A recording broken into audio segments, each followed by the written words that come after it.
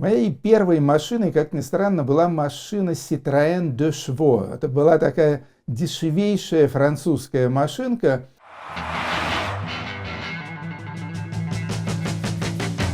Привет, друзья, я Артемий Троицкий, и у нас сегодня очередной сеанс вопросов и ответов в популярной советологии. Речь пойдет об автомобилях, автомобилизации. Ну и, разумеется, комментариев пришло довольно много, некоторые из них довольно забавные. Вот, поехали. Комментариев больше, кстати, чем вопросов, а также есть еще и замечания, поскольку я сам не автомобилист, на самом деле, поэтому, конечно, тема эта, прям скажем, мне не то чтобы супер близка, вот, но постарался изложить то, что видел. Значит, пишет наш зритель, что он работал на ЗЛК в 1981 году, и тут мне понравилось, значит, двустишье такое, которое он там услышал. «Тащи с работы каждый гвоздь, ты здесь хозяин, а не гость». Ну, на самом деле, естественно, воровство не только с автозавода имени Ленинского комсомола, но и со всех прочих советских производств, ну, наверное, почти всех. Вот, если не считать, может быть, каких-нибудь особо засекреченных военных, ядерных и так далее. Так вот, воровство, конечно, было повальное, что, в свою очередь, наверняка сказывалось и на качестве советской продукции. Вот, в частности, на ЗЛК делали москвичи, значит, модели, я уже не помню какой. Вот, в частности, на ЗЛК делали москвичи модели, по-моему, 2140 это называлось, ну вот тот, на котором Цой разбился. Вот, и это была машина ужасного качества, вот, о чем рассказывали практически все, при том, что по дизайну, ну, она была срисована с французской симки, вот, не сим-карта, а марка была такая французская, сейчас ее уже больше нет, симка. Ну вот, по дизайну была ничего, по сборке была достаточно ужасной. Дальше. Очень многие пишут о том, что не все советские автомобильные марки я назвал. То есть я назвал, естественно, 4 основных, то есть это ГАЗ, оно же Волга, Тольятти, ВАЗ, он же, значит, Лада, Жигули, потом, естественно, ЗЛК Москвич и ЗАЗ Запорожец. Были и некоторые другие. В частности, в городе Ижевске в Удмуртии делали автомобили ИЖ. Ну, по сути дела, это был Москвич с небольшими такими дизайнерскими коррективами, то есть радиатор у Ижей был немного другой по сравнению с москвичами. Ну и потом там они еще выпускали такой хэтчбэк, такой иж хэтчбэк, вот, который, в общем-то, от москвича, надо сказать, слегка отличался, если смотреть на него сбоку. Особенно. Кроме того, был ЛуАЗ. Но это был такой мини-джип, очень, кстати, симпатичный, он мне нравился по дизайну. Вот. Его называли в народе грибник, потому что люди ездили в этих луазиках по грибы. Ну и потом, разумеется, были так называемые членовозы, то есть представительские автомобили советские. Но я их не назвал умышленно. Почему? Потому что членовозы, а именно машины марки ЗИЛ и марки «Чайка», в свободную продажу не поступали. Это были чисто номенклатурные автомобили, которые распределялись, значит, среди высших чиновников. То есть, если это член политбюро, скажем, или там председатель Верховного Совета, то это ЗИЛ, или 111, позже 114. Если это чиновник, скажем, министерского ранга, то это «Чайка». Если ты чиновник более низкого уровня, то это, естественно, «Волга», желательно черного цвета. Но вот если «Волги» продавались и обычным людям, ну, естественно, по блату и так далее, то «Зилы» и «Чайки» не продавались. Кстати, была одна советская представительская машина, тоже роскошная, и самая лучшая по дизайну, между прочим, которая в продажу, в общем-то, поступала каким-то особо привилегированным членам советского общества. Я думаю, там типа народные артисты или какие-то знаменитые писатели, там типа Константина Симонова. Была машина «ЗИМ». Отличная была машина, то есть реально красивая. Такой настоящий американский, значит, крейсер, тоже была почти всегда черного цвета, но выпускали ее только в 50-е годы, в 60-е нет. Нет, все эти лимузины отходили только начальникам и, естественно, бесплатно, как вы понимаете, да еще и с шоферами в придачу. Да, про машину «Москвич» тут сказали, что ее выпускали с 1986 по 2001 год. А вот вопрос, какие у меня были машины. Моей первой машиной, как ни странно, была машина Citroën 2 Chevaux. Это была такая дешевейшая французская машинка. Ко мне просто приехали в гости мои французские друзья, Жан-Пьер и Патрик. Вот, приехали на этом самом 2 Chevaux. И пока они ездили по советским дорогам, этот 2 Chevaux совершенно расклеился. Вот, и они решили, что очень рискованно будет ехать на этой же машине обратно, и они оставили мне этот Citroën в подарок. Так я стал обладателем иномарки. Это было в каком-то году, там, типа 73-м или 74-м. Вот, но, в общем-то, покататься на этой иномарке мне не удалось, поскольку она была уже в совершенно ужасном состоянии, буквально разваливалась, отваливались от нее куски. Вот, так что закончила она свой век в гараже на даче у моих приятелей. Ну, а в нынешней жизни, да, у меня были одни иномарки. Началось все с машины Volvo 240, разумеется, универсал. Это такой броневик на колесах. Вот. Потом у меня был Audi 80 спортивный, желтого цвета.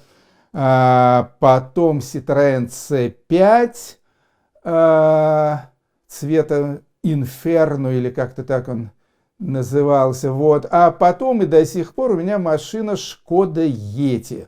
Я ее, правда, не вожу. Водит машину моя супруга. Я машину не водил уже очень давно. Более того, у меня уже просрочены водительские права. Так что сейчас, даже если я захочу погоняться, вот, то ничего у меня не получится. Вот. Кстати, тут спрашивают, участвовал ли я в гонках. Но это имея в виду мою слабость к Формуле-1. Нет, в гонках я никогда не участвовал, вообще даже отдаленно даже не приближался к ним, но комментировал гонки как по телевизору, так и когда гоняли эти самые болиды Формулы-1 вокруг Кремля где-то в конце нулевых годов, по-моему. Меня там попросили быть комментатором, так что я это комментировал, там же познакомился со всякими знаменитостями автоспорта, гонщиками Дженсеном Баттоном, который, кстати, и чемпионом мира даже был, там и еще несколькими ребятами. Теперь меня поправляют, и, в общем-то, это дело важное. Я сказал, что бензин разбавляли водой в советских, а также американских с подачи русской мафии бензоколонках. Вот, оказывается, нифига подобного. Оказывается, бензин и вода не смешиваются, поэтому разбавляли бензин не водой, а, скажем, высокооктановый бензин и низкооктановым бензином. В общем, оказывается, это было не так просто, как разбавить пиво водой, вот, с чем, естественно, все советские люди сталкивались регулярно. Вот, спасибо, что просветили, друзья. Вот, так что буду знать теперь. Рассказывают о финском тюнинге, что экспортировали в Финляндию автомобили «Жигули» под названием «Лада».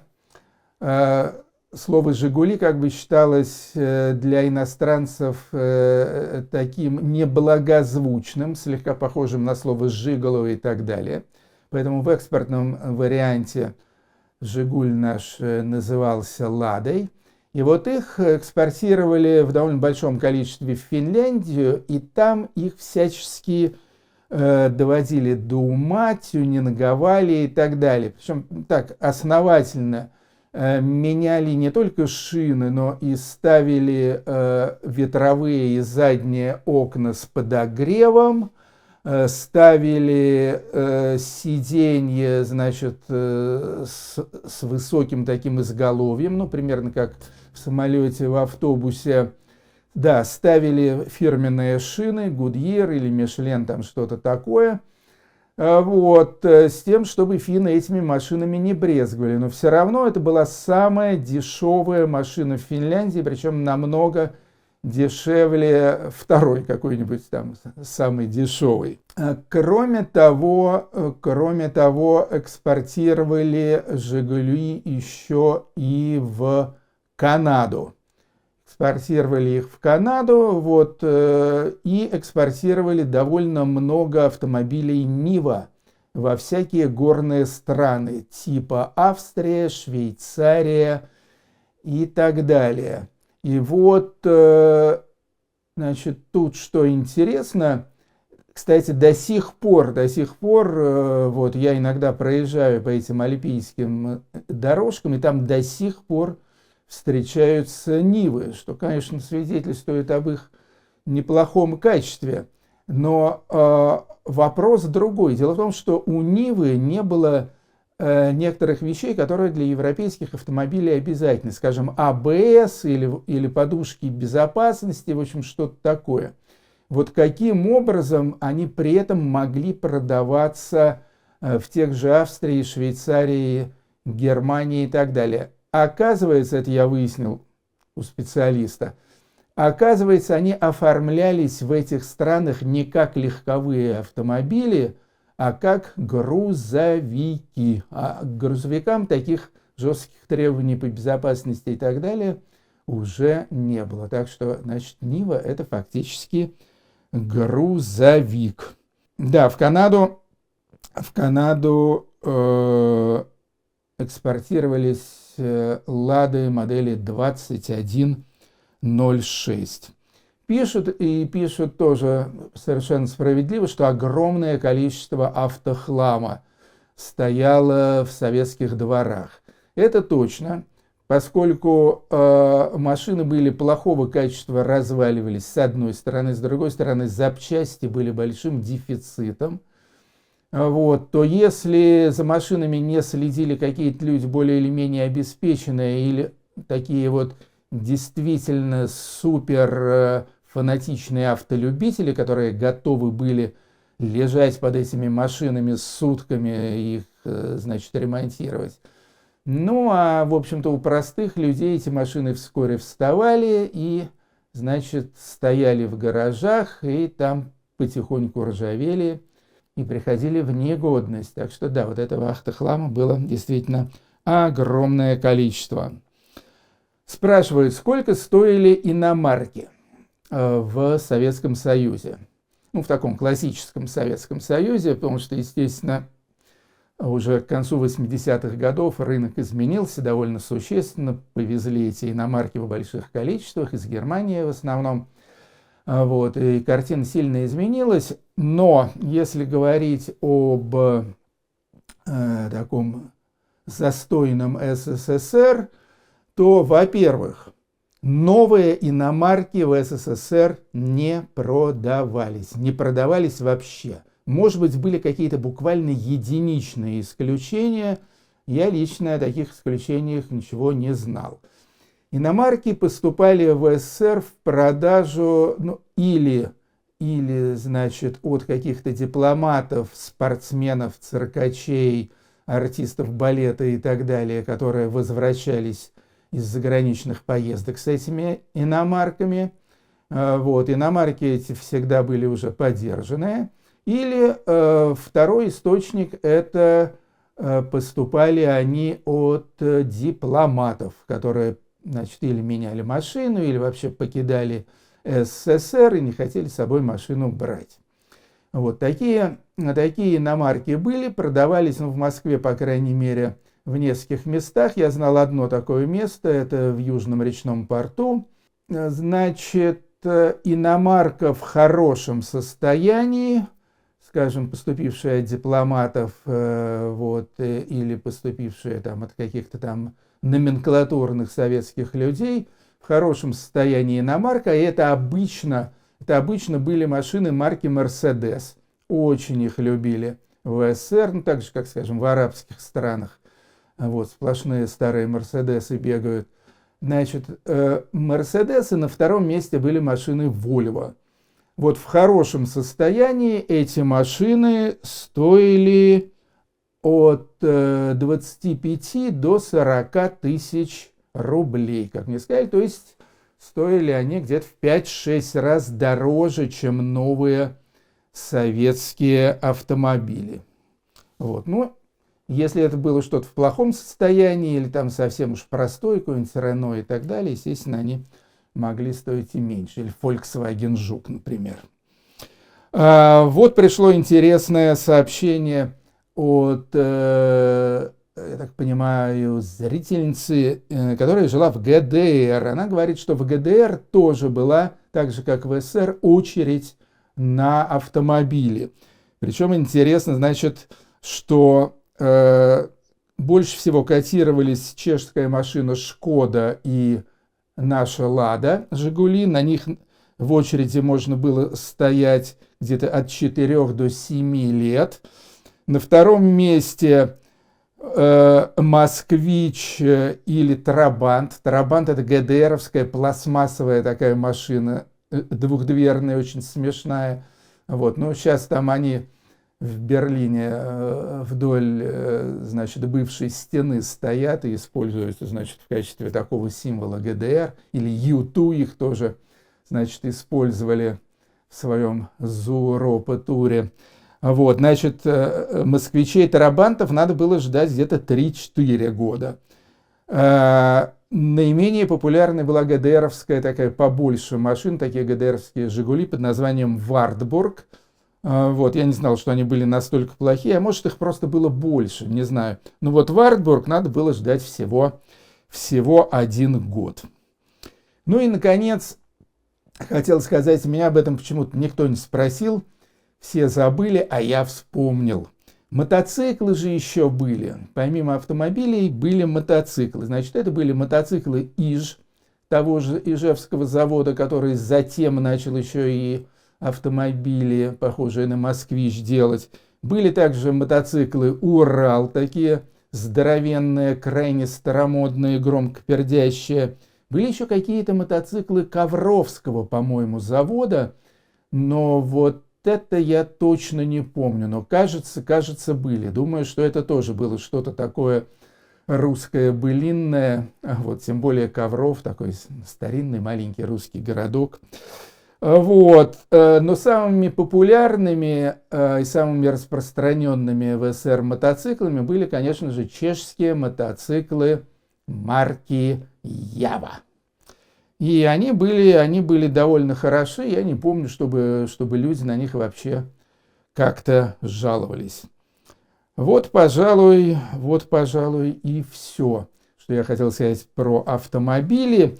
А в заключение просто почему-то в автомобильный эфир у меня, точнее, в автомобильный чат у меня попал вопрос про Андрея Тарковского. Вот, но какой он был человек, какую любил музыку и так далее. Я, в принципе, мог бы об этом рассказать, я обязательно расскажу, но не сейчас, потому что к автомобилям это не имеет вообще никакого отношения. Вот. Но зато у нас сейчас в популярной советологии пошла тема «культура». И вот, значит, следом за писателями у нас пойдут кинематографисты, и я надеюсь, что вот там вот у меня будет хороший повод сказать несколько добрых слов об Андрее Тарковском. Так что смотрите популярную советологию, присылайте вопросы, комментарии, очень мне нравится их читать. Зовут меня Артемий Троицкий, и я с вами на этом прощаюсь. Всем счастливо, не замерзать, не промокать. Пока.